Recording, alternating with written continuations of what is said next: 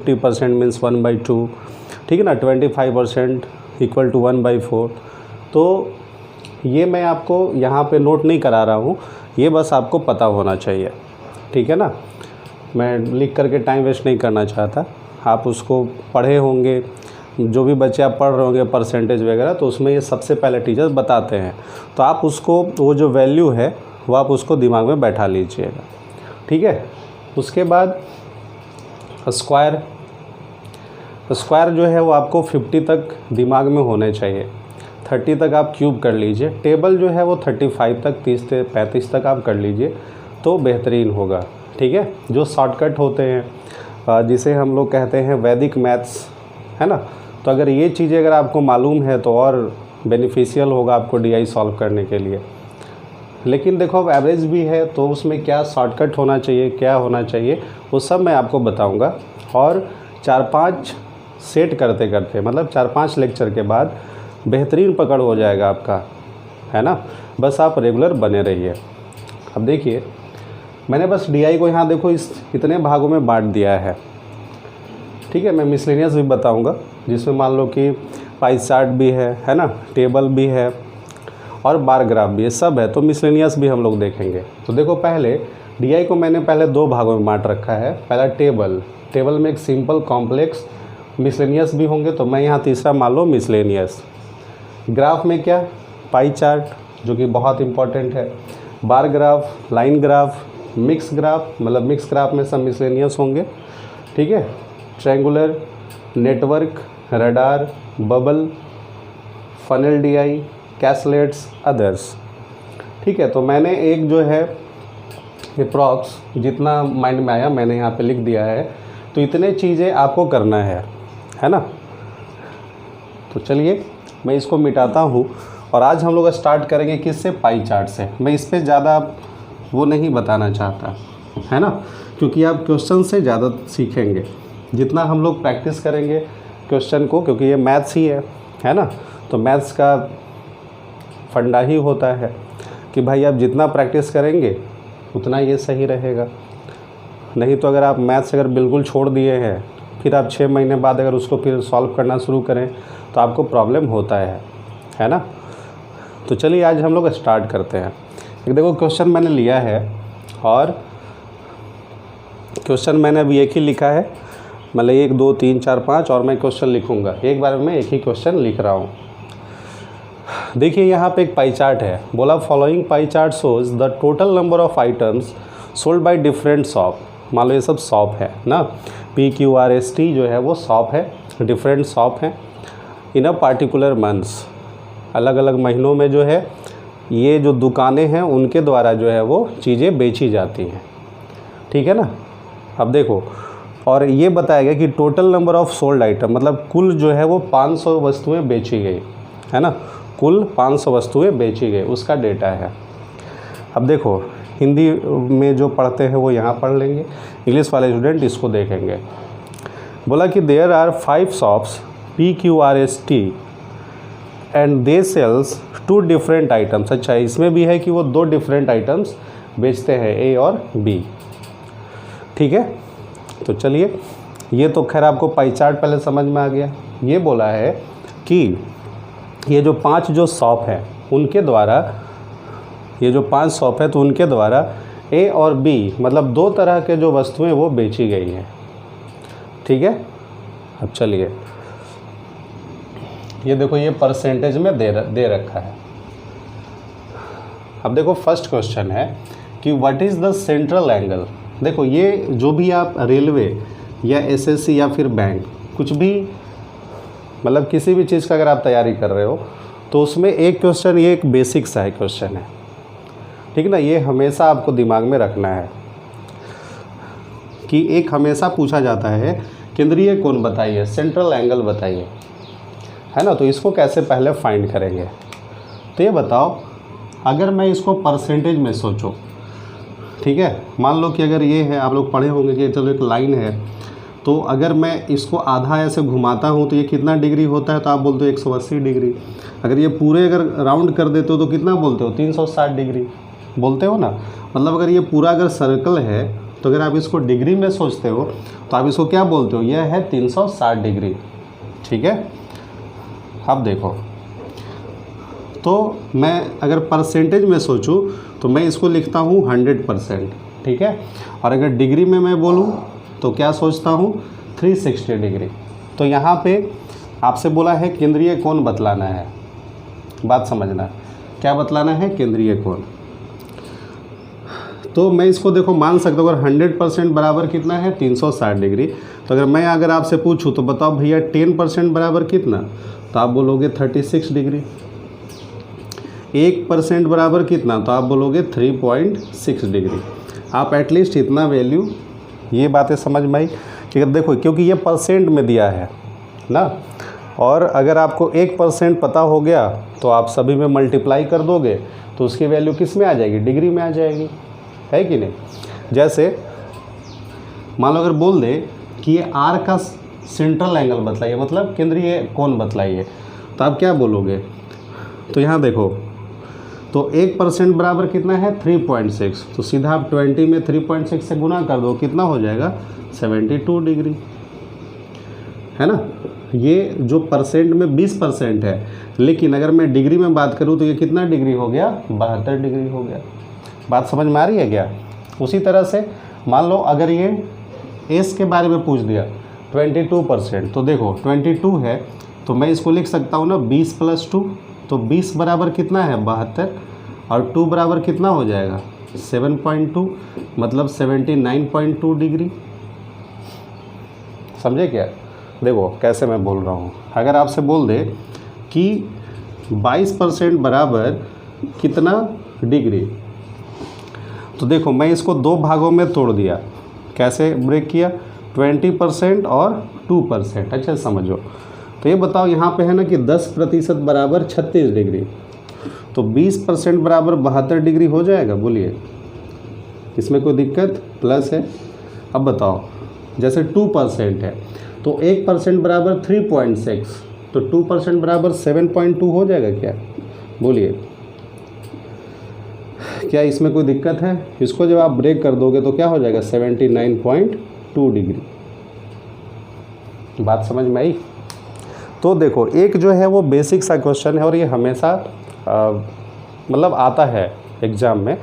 तो सिंपल सी बात है कि अगर परसेंट है, ठीक है ना, प्रतिशत से अगर आपको मान लो अगर वो सेंट्रल एंगल पूछता है, मतलब डिग्री में पूछता है, तो यह इसका कॉन्सेप्ट हुआ और इसका यूज करके हम इसका सेंट्रल एंगल निकाल सकते हैं। तो देखिए, आइए देखिए क्वेश्चन क्या पूछा है आपसे कि what is the central angle corresponding to the total number of items sold by shop S ना, मतलब एस के द्वारा, दुकान एस के द्वारा बेची गई वस्तु का केंद्रीय कोण कितना होगा। तो आप क्या करोगे, आपने देखा कि एस के द्वारा, देखो ये एस का ही है, कितना परसेंट है, 22%, 22%। तो मैंने इसको देखो इस ढंग से भी, मैं मतलब इसको इस ढंग से भी लिख सकता हूँ। अब ये सब चीज़ें आपको समझ में आनी चाहिए। मैं एक दिन क्लास ले लूँगा सिंप्लीफिकेशन का, ठीक है ना, बीच बीच में। तो देखो, तो 20% 72 डिग्री के, क्योंकि मैंने यहाँ देखो लिख रखा है 10% इतना, 1% इतना, है ना। तो चलिए, तो 20% 72 डिग्री पर 2% 7.2 हो गए, यानी 79.2 डिग्री। तो इसका आंसर कितना हो जाएगा, 79.2 डिग्री। यही इस प्रश्न का उत्तर हो जाएगा। बोलिए, बात समझ में आई क्या। मतलब पहले वाले प्रश्न का उत्तर 79.2 डिग्री है ना। चलिए अब क्वेश्चन नंबर 2 देखते हैं।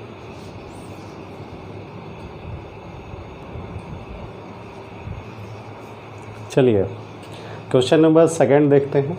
क्या लिखा है कि if the total number of items sold by shop S. देखिए, डीआई में करना क्या है, या अगर आप अर्थमेटिक भी बनाते हो तो सेंटेंस को बहुत ही बारीकी से पढ़ेंगे, है ना। तो चलिए, क्या लिखा कि शॉप एस के द्वारा, जैसे मान लो कि ये है शॉप एस, इसके द्वारा कितना बेचा जाता है, 22% मतलब आइटम बेचे जाते हैं। लेकिन क्या बोला कि बाई 100 पेज आर 10% मोर, है ना, मतलब अगले महीने के बारे में बात हो रही है कि नेक्स्ट मंथ, देखो यहाँ पे है कि जो नेक्स्ट मंथ है वह एस के द्वारा 10% ज़्यादा वस्तुएं बेची जाती है ना, and by that of T, अब देखो टी के द्वारा कितना 20% जो है वो ज़्यादा बेची जाती है। Then what is the total number of items sold by shops and T together in next month, है ना। तो दोनों को मिला करके आपको बतलाना है कि अगले महीने में, देखो यहाँ हिंदी में भी है कि दुकान एस के द्वारा अगले महीने 10% ज़्यादा और टी के द्वारा 20% ज़्यादा वस्तुएं बेची जाती है। तो दोनों द्वारा कुल कितने वस्तुएं बेची गई ये आपको बतलाना है मिला करके, है ना। अगर मान लो ऐसी पूछता तो हम लोग कैसे करते हैं, 500 का 22% और फिर 500 का 24%, इस तरह से करते ना। तो ये हो गया बिल्कुल बेसिक, ऐसे नहीं करते। क्यों? क्योंकि देखो टोटल तो दिया हुआ है, परसेंटेज हम जोड़ के भी, क्योंकि दोनों का एक साथ पूछ रहा है, जब अगर एक साथ पूछ रहा है तो दोनों परसेंट को मैं ऐड कर सकता हूँ, ठीक है ना। क्योंकि देखो ये डेटा तो दोनों में क्या है, मतलब सभी में कॉमन है, तो हम इस परसेंट को भी ऐड कर सकते थे। सीधा लिखते, ऐसे अलग अलग नहीं निकालते, ऐसे लिखते 24 और 22, ठीक है। कितना सोचते, 46%, ठीक है। 46% कितने का, मान लो 500 का। मान लो मैं अगर ऐसे सोचता, अगर सिर्फ मान लो कि मोर वगैरह नहीं बोलता तो हम ऐसे सीधा निकालते। अगर आप इसको देखो मल्टीप्लाई करना चाहो तो कैसे मल्टीप्लाई करो, 5 को मतलब 500 को 46 से, तो इसको देखो और हम इजी बना सकते हैं, क्योंकि देखो 500 है तो हम इसका डबल कर दे तो 1000 हो जाएगा। तो 1000 को अगर हम 460 से मल्टीप्लाई मतलब 46 से करें तो कितना हो जाएगा, 460। ये हमारे लिए बहुत इजी है, ठीक है ना। जैसे अगर मान लो ये 500 है तो फिर आप गुना करते हैं ना, मल्टीप्लाई करते हैं ना, तो इसको हम आसान देखो कैसे बना सकते हैं, इसको हम मान लो डबल कर लेते हैं। तो 1000 से इसमें मल्टीप्लाई करना आसान है, और 1000 का 500 क्या है, आधा है, तो हम इसको फिर आधा कर देते। तो देखो अगर ये 460 हो जाता, इसको अगर हम आधा कर दे तो कितना बन जाता, 230। ये सही आंसर हुआ ना। नहीं तो आप तो करते ही हो ना कि 5 को 6 से मल्टीप्लाई, फिर जितना, फिर 5 को 4 से मल्टीप्लाई। तो यही सब जो है अप्रोच आपको सीखना है। बात समझ रहे हैं? देखो मैं बोल क्या रहा हूँ, समझना। अगर मान लो सिंपल सी बात, अगर मान लो यहाँ लिख दिया है कि 20% मल्टीप्लाई मान लो 500 है, तो खैर ये तो बहुत इजी है। थोड़ा मैं इसको इस तरह से लिखता हूँ। मान लो अगर मैं लिख दिया 33, ठीक है। अब मैं ये कह रहा हूँ कि आप तो इस तरह से मल्टीप्लाई करते हो ना, तो अगर जैसे मान लो अगर 500 है तब तो ये बहुत इजी डेटा है, तो अब इसको देखो कैसे इजी बना सकते हैं। अगर जो 500 है तो इसको हम 1000 बना लेते हैं, तो 1000 से मतलब कि अगर परसेंट निकालेंगे तो कितना आ जाएगा, 330। देखो कुछ नहीं करना पड़ा, और इसका ये कितना है, आधा है, तो हम इसको जस्ट एकदम आधा कर देते हैं तो कितना हो जाता है। देखो ये कितना आसान है ना। तो मैं यही कह रहा हूँ, क्योंकि आपको जो है वो एग्ज़ाम में जो डेटा दिए जाते हैं वो सोच समझ करके दिए जाते हैं, इसीलिए आपको परेशान नहीं होना है, उसका बस यूज करने बस आपको आना चाहिए। तो चलिए क्वेश्चन अब आइए हम इसको सॉल्व करते हैं। क्या बोला कि दुकान एस के द्वारा अगले महीने में मान लो कितना ज़्यादा, 10% ज़्यादा, ठीक है, और टी के द्वारा 20% ज़्यादा। चलो तो दोनों के द्वारा कुल कितनी वस्तुएं बेची जाती हैं ये आपको बतलाना है। तो मैं अभी आप समझ गए, मैं इसको मिटा देता हूँ, यहाँ पर मैं सॉल्व करूँगा। देखो समझना आराम से। देखिए 100 पेज है, कितना है 22%, यानी आप 22% लिखेंगे, प्लस कितना ज़्यादा है 10% ज़्यादा है, तो 10% ज़्यादा यानी 2.2% ज़्यादा हो जाएगा, तो ये कितना हो जाएगा 24.2% हो गया। क्लियर है? आगे है टी के बारे में, तो टी कितना है मान लो 24%, ठीक है। और कितना परसेंट ज़्यादा, 20%। तो 20% का मतलब क्या, 1/5। या आप ऐसे भी देखो सोच सकते थे कि 24 है तो इसका 10% कितना, 2.4, और 20% कितना, 4.8। क्लियर है? तो कितना हो जाएगा, 28.8%। बोलिए कोई दिक्कत? आप देखो इसको ऐसे ना लिखते कि 24% है, 20% का मतलब कितना, 5 होता, तो आप लिखते ना कि 4.8% आता। चलो अब अगर आप इसको ऐड कर दो कितना देखो गया, 8 और 2 10, 0 1 बचा, 8 4 12, 1 13 हो गया, और एक 53। मतलब अब ये बताओ ये कितना आ गया, 53%। मतलब अगर लिखूँगा कि 53% ऑफ 500, ठीक है ना, मतलब कि 53% है कितने, 500 का। देखो ये पहले बताओ इतनी सी बातें समझ में आई, क्योंकि आपको बोलना है, बताना है कि अगर जैसे मान लो अभी जो बिक रहा है, मतलब इस मंथ जितना बिक रहा है ठीक है, अब बोल रहा है कि ठीक है अगर अगला मंथ 10% बढ़ जाए इसका और टी का 20%, तो अब बताइए कि कुल जो है वो कितना, मतलब नेक्स्ट मंथ में बिक्री हो गई, जो अगर आप हिसाब लगाएंगे तो। सिर्फ आपसे ये नहीं पूछ रहा है कि जो बढ़ा हुआ है वो बताइए, है ना। देखो कहीं पे भी अगर मोर या फिर लेस लगा हो, अगर ऐसा देता ना कि अच्छा ये बताइए कि जो नेक्स्ट मंथ में है तो आखिर वो कितना ज़्यादा बिका, तो ज़्यादा बिका तो सिर्फ हम लोग इसका परसेंट निकाल करके आंसर निकाल देते हैं, ठीक है ना। लेकिन आपसे बोला चले ठीक है बताइए कुल मिला करके सब, कहीं पे भी ऐसा तो नहीं आया ना कि बताइए कि नेक्स्ट मंथ में कि दोनों का मिला करके कितना अधिक बिका या कितना ज़्यादा बिका, ऐसा कुछ नहीं बोला है। तो जहाँ पे भी अगर डीआई में मोर या लेस वर्ड यूज होता है तो वहाँ पे डिफरेंसेस को लिया जाता है, जितना बढ़ रहा है जितना घट रहा है। चलो ठीक है, तो देखिए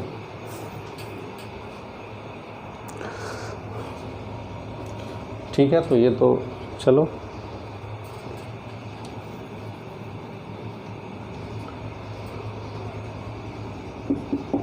देखिए, तो देखो अभी इसको सॉल्व करेंगे, कोई मल्टीप्लाई नहीं करें, सीधा देखो इसको कितना मान लो 1000, तो 1000 को अगर इतना से मल्टीप्लाई करो तो कितना आ जाएगा 530।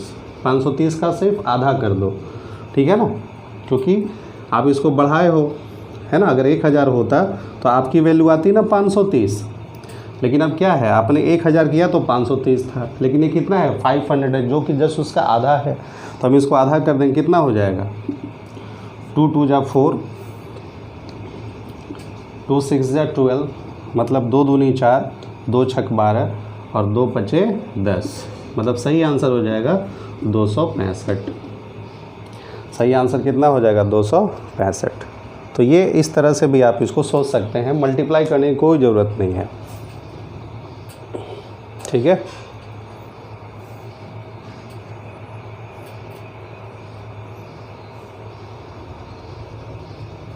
ठीक है ना, तो चलिए आगे बढ़ते हैं। नेक्स्ट क्वेश्चन देखिए, देखते हैं हम लोग।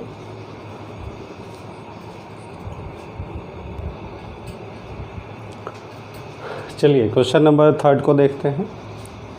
क्या बोला, if the total number of items B sold by all of the shops together, मतलब ये जितने भी शॉप्स हैं तो उनके द्वारा जो आइटम बी है ना, तो सभी को मिला करके जो आइटम बी है वह कितना परसेंट बेचा गया, 58%। देखो ये बोला है 58% जो है वह बेचा गया, मतलब सारे शॉप्स के द्वारा, ये जो देखो सारे जो शॉप्स हैं तो उसके द्वारा जो बी तरह का जो आइटम है तो वो कितना परसेंट बेचा गया। मान लो कि 100 है टोटल, 100% है, तो उसमें से 58% जो है वो बी तरह का आइटम बेचा गया। क्लियर है। Of the total item sold by all the shops, ठीक है। तो देखो then find the difference between the item A sold by all of the shops together to the item B sold by all of the shops together. बात समझ में आई। मतलब ये आपसे कह रहा है कि आइटम बी और आइटम ए के बीच जो डिफरेंस है कितना, वो आपको बतलाना है, दोनों के बीच अंतर। तो ये बताओ कि अगर टोटल अगर 100% बेचा गया, ठीक। तो उसमें से आपको पता है कि बी के द्वारा कितना परसेंट बेचा गया है, 58%। तो ये हमें बताइए तब ए के द्वारा कितना बेचा जाएगा, तो आप बोलोगे 42%। सिंपल है ना कि टोटल 100 बिका, तो सब द्वारा मिला करके बी तरह का जो आइटम है वो 58% बिका है, तो ए के द्वारा कितना हो जाएगा, 42%। क्लियर है, यहाँ तक तो कोई दिक्कत नहीं। तो ये बताओ, अब दोनों के बीच डिफरेंस पूछ रहा है, तो इन दोनों का चलो डिफरेंस कितना हो जाएगा भाई, तो डिफरेंस हो जाएगा 16%। बोलिए, दोनों के बीच अंतर हो जाएगा ना, किससे 16% का अंतर है। तो चलिए अब कितने का, मान लो टोटल कितना है 500। तो कैसे देखो सॉल्व करोगे, अगर ये 1000 होता तो 160 हो जाता, लेकिन अगर ये 500 तो कितना हो जाएगा, 80 हो जाएगा। आंसर हो जाएगा 80। मतलब इन दोनों के बीच जो डिफरेंस है वो कितना का हो जाएगा, 80 का। बोलिए, समझ में आया।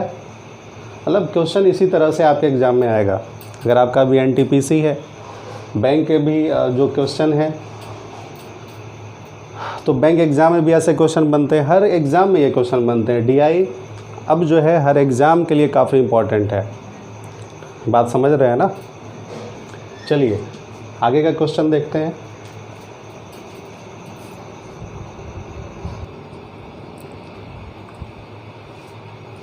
चलिए क्वेश्चन नंबर 4 देखते हैं। अच्छा क्वेश्चन है। देखो, total number of items sold by shop P is equal to 36% of the total items purchase by shop P. Then what is the total number of unsold item of shop P. देखो ऐसा, देखो क्या बोला कि दुकान P के द्वारा बेची गई जो भी वस्तुएं हैं ना, वह पी के द्वारा 36% खरीदी गई वस्तु के क्या हैं, बराबर हैं। बात समझना, यहाँ पे एक बहुत ही अच्छा लाइन है, वह इक्वल है। क्या देखो, जितने भी देखो एक तरफ हम लिखते हैं, यहाँ पे देखिए, यहाँ पी के द्वारा कितना परसेंट वस्तु है, 18%। ठीक, और यह बराबर है क्या, जितना भी खरीदा गया वस्तु है वो किसके बराबर है, 36% के बराबर है। मतलब ये दोनों क्या है, इक्वल है, ये बोला गया। जैसा क्वेश्चन में बोला मैंने ऐसा लिखा। अब सोचो कि अगर ये 100% वस्तु अगर खरीदा है, मान लो 100%, मतलब 36 इसके बराबर है। ठीक है, अगर हम इसको इस ढंग से भी सोचें कि अगर ये 100% है और उसमें से बोला कि P is equal to 36% of the total items purchase by shop P, मतलब वो खरीदने का जो है वह 36% खरीदा, जो कि इसके 100% के बराबर है। अगर वो 36% खरीदा तो मैं उसको मान लेता हूँ, चलो ठीक है, ये उसके 100% के बराबर है। क्लियर। अब बताओ, ये जो 18% है वो तो दिया है ना कि 500 का इतना है, लेकिन इधर मुझे नहीं पता। ठीक, अगर मैं ऐसा सोचूं कि अगर उसने 36% सोल्ड किया है, क्योंकि ये दोनों बराबर हैं, तो मैं इसको एज्यूम कर सकता हूँ कि अगर उसने 36% अगर सोल्ड किया है तो अनसोल्ड कितना हुआ। बात समझना, अगर मैं इसको ऐसे सोचूं, अगर ये 36% अगर सोल्ड है तो अनसोल्ड कितना हो जाएगा, 64%। बोलो, तो मैं यहाँ देख सकता हूँ कि 36 जो है वो 18 के बराबर है ना, मतलब 36 जो है किसके बराबर है, 18 के बराबर है। मतलब ये जस्ट इसका आधा है। तो बताओ कि 64 का आधा कितना हो जाएगा, तो 64 का आधा 32 हो जाएगा। तो 32% बराबर हम किसका निकालेंगे, 500 का, और ये किसके बराबर हो जाएगा, 160 के बराबर। आंसर कितना हो जाएगा, 160। कितना इजी क्वेश्चन था। फिर से देखो, अगर क्वेश्चन को देखो, समझते हैं क्वेश्चन का मूड क्या कह रहा है। कह रहा है कि 36% जो है वो आइटम पी के द्वारा खरीदा गया, और यह बराबर है किसके, जितना उसके द्वारा बेचा गया है। ठीक है, तो बताइए कि जितना नहीं बिका वो आप बताइए। तो अगर हम ऐसे सोचें कि अगर वो 36 बेचा है तो नहीं बिकेगा कितना, 64%, क्योंकि ये दोनों बराबर है। तो मैं इसको ऐसे सोच सकता हूँ ना कि अगर ये 36 अगर बिका है तो नहीं कितना बिका है, 64%। बिल्कुल। तो अब बताओ कि यहाँ पे मुझे पता है कि पी के द्वारा यहाँ पे जो सोल्ड आइटम है, तो तो मैं लिख सकता हूँ कि 36% कितने के बराबर है, 18 के बराबर।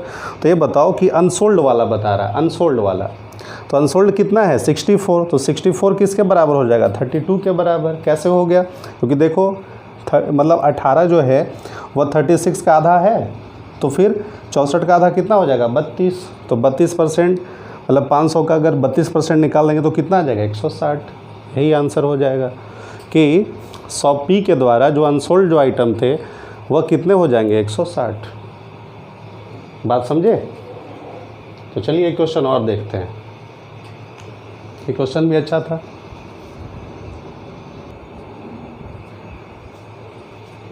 चलिए एक लास्ट क्वेश्चन देख लेते हैं। क्या है कि if the total number of item B sold by shop Q and that of R equal. देखो पहले यहाँ तक हम लोग पढ़ते हैं।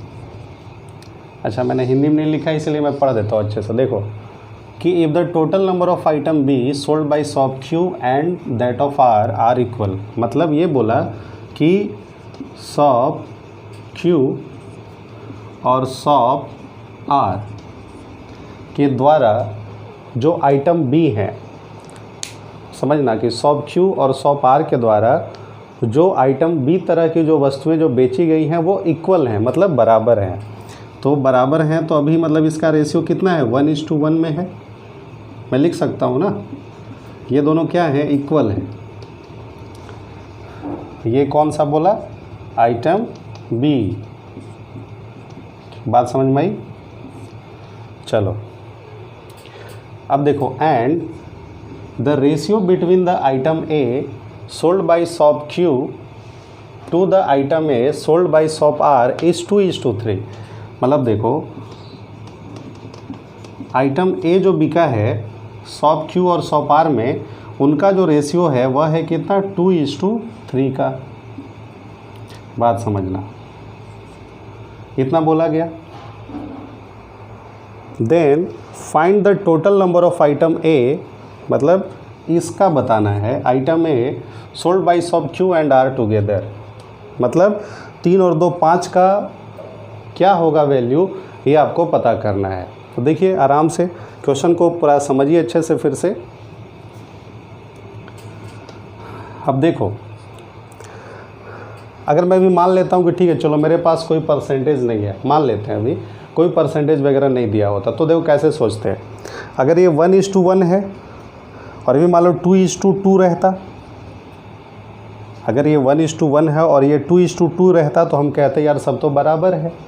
लेकिन देखो इसमें तो ठीक है, इसमें तो दोनों बराबर है, लेकिन 2 से अगर 3 बढ़ रहा है यानी 1 जो है वो बढ़ रहा है। अगर मैं मानूँ आइटम ए को देखो समझते, अगर ये 2 है और अगर ये 3 है तो मतलब एक जो रेशियो है वो इंक्रीज़ कर रहा है, एक जो रेशियो है, एक जो वैल्यू है वो बढ़ रहा है। बात समझ रहे हो। मतलब मैं यहाँ लिख सकता हूँ कि 1 यूनिट की जो वैल्यू है वह कितने परसेंट के बराबर है, मतलब Q से R में 1% की वैल्यू कितने के मतलब बराबर है ना। तो यहाँ देखो Q में कितना है 16 और ये कितना है 20, ठीक है। तो ये कितने के बराबर है, तो यहाँ जो है वो 4% के बराबर है, मैं लिख सकता हूँ, ठीक है ना। देखो अगर ये इक्वल है, अगर ये 2 और 2 रहता तो भी इक्वल रहता, लेकिन ये पता है कि 2 से अगर ये 3 हो रहा है मतलब 1 जो है वो क्या हो रहा है बढ़ रहा है, मतलब ये डिफरेंस आ रहा है 1 का। तो यहाँ देखो ये परसेंट में कितना डिफरेंस आ रहा है, तो 20 और 16 का, मतलब 4% का डिफरेंस आ रहा है मान लेते हैं। अगर जैसे ये 16 ये भी 16 रहता तो रेशियो तो एक ही मतलब 1:1 रहे या 2:2 रहे, 3:3 रहे, तो रेशियो अगर सब तो इक्वल ही है ना। तो ये बताओ कि अगर 2 से 3 बढ़ रहा है तब तो 1 इंक्रीज़ कर रहा है, तो यहाँ पे भी देखो कि ये कितना आखिर इंक्रीज़ कर रहा है, ये बस आप डिफरेंसेस सोचो। बात समझ में आई। तो यहाँ आपको दिख रहा है कि देखो बी तरह का जो आइटम है वो तो बराबर है, तो उससे तो परसेंटेज को अगर हम मान लो कि ठीक है बराबर है तो ठीक है। तो अगर 1:1 बोले, 2:2 बोले, 3:3 बोले, तब तो रेशियो में बोला है ना, बराबर है तो कुछ भी रेशियो हो सकता है, बस इक्वल होना चाहिए। लेकिन इससे देखो आइटम ए से देखो पता चल रहा है कि इसमें जो है शॉप क्यू और शॉप आर का जो डिफरेंस है वो 2 से देखो 3 बढ़ा, मतलब 1 यूनिट जो है वो बढ़ा है। तो अगर 1 यूनिट जो इंक्रीज़ हुआ है तो यहीं पे देखो परसेंटेज यहाँ पे थोड़ा सा डिफ़र कर रहा है, कितने का, तो 4% के बराबर। तो मैं लिख सकता हूँ कि 1 यूनिट जो है वो 4% के बराबर है। सिंपल, पहले अगर ये समझ में आ गया तो आप समझ गए। ठीक है, तो ये बताओ, जब अगर 1 4% के बराबर तो 5 जो है, तो 5 जो है वो कितना परसेंट के बराबर, 20% के बराबर होगा कि नहीं? क्योंकि आपसे बोला है कि आइटम ए है ना, कि find the total number of item A sold by shop Q and R together. Q और आर के द्वारा एक साथ बेचा गया, तो मतलब 5 हिस्सा बिका। तो 5 हिस्सा कितने के बराबर है, 20 के। अब 6 बताओ, तो 20% 500 का कितना हो जाएगा, 100 हो जाएगा। मतलब सही आंसर हो जाएगा 100। क्या हो जाएगा इसका आंसर, 100। बोलिए। तो हम उम्मीद करते हैं कि आपको ये चीज़ें ज़रूर समझ में आई होंगी और ये क्वेश्चन काफ़ी इम्पॉर्टेंट है। बात समझ में आ रही है? अच्छा, देखो थोड़ा सा,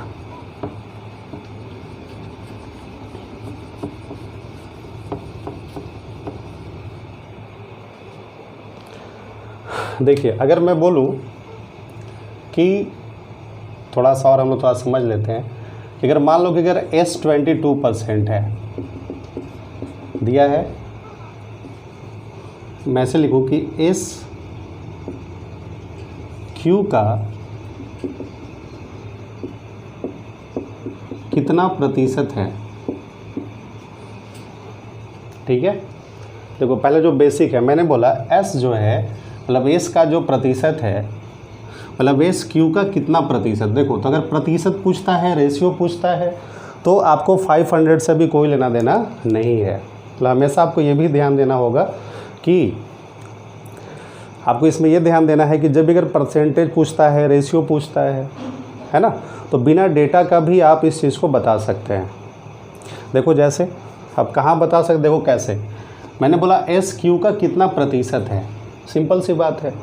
तो हम क्या लिखते, देखो S, तो S आप लिखते 22, किसका बोला है, Q का, मतलब 16, कितना प्रतिशत है, तो सीधा मल्टीप्लाई 100, आप इसी तरह से लिखेंगे।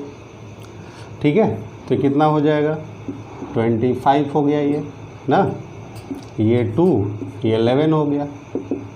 ठीक है, 275 हो गया, ये 2 हो गया।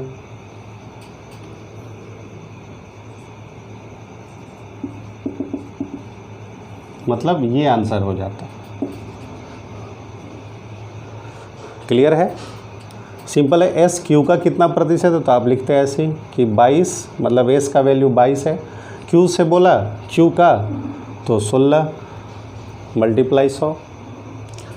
ठीक है, यहाँ से भी ऐसे ही बोल सकता है, Q से कितना प्रतिशत है, तो भी भाई बात यही है, ऐसे बोलते हो ना कि 20 4 का, ठीक है, कितना प्रतिशत है। बात समझ में आई? तो देखो मैं पहले भी इसको ऐसे देखूँगा, S Q से कितना प्रतिशत है, तो आप इस तरह से वैल्यू निकालोगे। अगर मैं बोलूँगा S Q से कितना प्रतिशत अधिक है, यहाँ लिख देता मैं अधिक या कम है। ठीक है, तो आप देखो कैसे बनाते हैं। S कितना है, 22% दिया हुआ, Q का बोला, मतलब Q से बोला है कितना प्रतिशत कम है, तो ये 16%। अब देखो जहाँ पे अगर अधिक या कम बोलता है तो आपको डिफरेंस लेना होता है। ठीक है ना, तो ये बताओ कितने का डिफरेंस हो गया, 6% बाई Q से कितना प्रतिशत, तो से बोला Q से, तो आप 16 लिखते और मल्टीप्लाई 100 लिख देते। मतलब आपको ये समझना है कि जहाँ पे अगर अधिक या कम के बारे में बात किया जाएगा तो आप सीधा डिफरेंस लेंगे, है ना। अधिक या कम बोलेगा तो सीधा आप क्या करेंगे, डिफरेंस लेंगे। बात समझ गए? तो ये दो चीज़ें आपको समझ में आ गई अभी। तो अगले जो क्लास में है तो उसमें पहले मैं 5 जो क्वेश्चन वो बेसिक का करा दूंगा और फिर इस तरह का क्वेश्चन, क्योंकि ये भी देखो कि बेसिक से थोड़ा हम लोग हाई लेवल की ओर बढ़े। तो मतलब आज का जो सेशन था वो हर एग्ज़ाम के लिए काफ़ी इम्पोर्टेंट रहा। तो चलिए नेक्स्ट वीडियो में मिलते हैं अच्छे क्वेश्चन के साथ। ओके देन बाय, घर पे रहिए, स्वस्थ रहिए, मस्त रहिए और पढ़ाई कीजिए।